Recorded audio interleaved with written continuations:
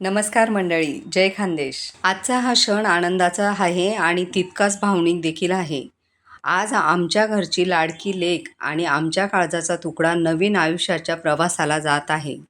माझ्या भाचीचं लग्न आहे आणि लग्न आहे परवा आणि उद्या हळद आहे. त्यासाठी आज आमच्याकडे सकाळपासून खूपच गडबड चाललेली होती, कारण की सकाळी देव नाचवण्याचा कार्यक्रम झालेला आहे आणि त्यानंतर अष्टवैरांचा देखील कार्यक्रम झालेला आहे आणि अष्टवैरांचा कार्यक्रम झाल्यानंतर आत्ता आमची नवरी सासरी जात आहे. तिला पाठवणीचा कार्यक्रम आता चालू झालेला आहे. माझ्या भाचीचं लग्नाचा सोहळा तिच्या सासरी होणार आहे, म्हणून तिच्या सासरवरून 2 पाहुणे आलेले आहेत तिला घेण्यासाठी आणि तिच्यासोबत 2 आमच्या करवलीही जाणार आणि नवरीचे काका आणि काकू देखील नवरीसोबत जाणार आहेत. आणि उद्या मग हळदीचा कार्यक्रम आहे, तेव्हा आम्ही सर्व पाहुणे मंडळी आम्ही हळदीला जाणार आणि लग्नाच्या दिवशी लग्नाचं वऱ्हाड येणार आहे. आमच्या खानदेशामध्ये अशीच पद्धत आहे की लग्न जर मुलावाल्यांकडे असलं तर नवरीची पाठवणी अशा पद्धतीनेच केली जाते. नवरीची पाठवणी करण्यासाठी गल्लीतल्या सर्व बायकांना बोलवलं होतं आणि त्यानंतर नवरीचे जे पाहुणे मंडळी, नातेवाईक जे आहेत, मामा मावश्या ज्या आहेत, काका चुलत्या ज्या आहेत, त्या सर्व आलेल्या आहेत. आता नवरीच्या पाठवणीचा कार्यक्रम सुरू झालेला आहे. नवरीला एका पाटावर उभं केलेलं आहे आणि त्यानंतर नवरीची काकी आता नवरीची हळद कुंकू अक्षता लावून पूजा करून घेत आहे. खानदेशातील ह्या ज्या चालीरीती परंपरा आहेत, ह्या खरंच खूपच भावनिक आणि धार्मिक देखील आहेत आणि खूपच छान वाटतं की ह्या ज्या चालीरीती आहेत त्या आपण अजूनही जपत आहोत. आईसाठी मुलीची पाठवणी करणं खरंच खूपच कठीण जातं. आईच्या मनातले भाव शब्दात व्यक्त करणं खरंच खूप कठीण आहे. आईच्या डोळ्यातले अश्रू सांगतात की मुलगी कितीही मोठी झाली तरी ती आईसाठी नेहमी लहानच असते. आज आईच्या काळजाचा तुकडा सासरी जात आहे. ज्या मुलीला आपण हात धरून चालायला शिकवले, ती मुलगी आज इतकी मोठी झाली होती की आज ती स्वतःच्या संसाराला आणि नवीन आयुष्याला सुरुवात करणार होती. आई वडिलांसाठी खरंच आजचा हा दिवस खूपच भावनिक आहे.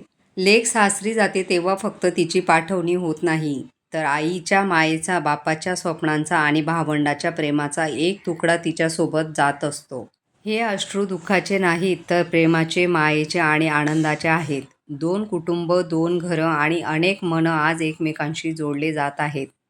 म्हणून आम्ही सर्वांनी आमच्या लाडक्या लेकीला मनःपूर्वक आशीर्वाद दिले. तिचं नवीन आयुष्य सुख, समृद्धी आणि प्रेमाने, आनंदाने भरून जावो आणि तिच्या पावलांनी दोन्ही घरांची नावं उज्ज्वल हो, असा लेकीला सर्वांनी भरभरून आशीर्वाद दिला. आणि नवरीची पाठवणी करताना सर्वात आधी नवरीच्या मामीने, नवरीच्या मावशीने, नवरीच्या काकूने, नवरीच्या आजीने सर्वांनी नवरीची हळद कुंकू अक्षता लावून पूजा केली. नवरीचे हातपाय धुतले आणि तिला नवीन आयुष्यासाठी खूप साऱ्या शुभेच्छाही दिल्या. आता माझी भाची सर्व मोठ्यांचे, वडीलधाऱ्यांचे, सर्वांचे आशीर्वाद घेत होती आणि सर्व आलेल्या पाहुणे मंडळींना, गल्लीतल्या ज्या बायका आलेल्या होत्या त्यांना, आई-वडिलांना, काका-काकूंना सर्वांना गळाभेट घेत होती. मुलीची पाठवणी करताना आई आणि वडिलांचे अश्रू थांबतच नव्हते. आज मुलीच्या वडिलांचं मन शब्दात व्यक्त करणं खरंच खूपच कठीण आहे. ज्या वडिलांनी प्रत्येक संकटापासून तिला जपलं होतं, तिच्या प्रत्येक इच्छा पूर्ण केल्या, तिच्या आनंदासाठी वडिलांनी दिवसरात्र कष्ट केले, त्या वडिलांसाठी आज खूपच भावनिक दिवस आहे. खूपच कठीण आहे. आज आपल्या मुलीला पाठवणी करताना वडिलांना खरंच खूपच रडायला येत होतं. आज वडिलांच्या डोळ्यातील मुलीसाठी प्रेम, माया दिसून येत होती. वडिलांची प्रेम, माया, काळजी सगळं काही वेगळं असतं. ते शब्दात व्यक्त करता येत नाही. भावा-बहिणींच्या तर काही वेगळ्याच गोष्टी असतात.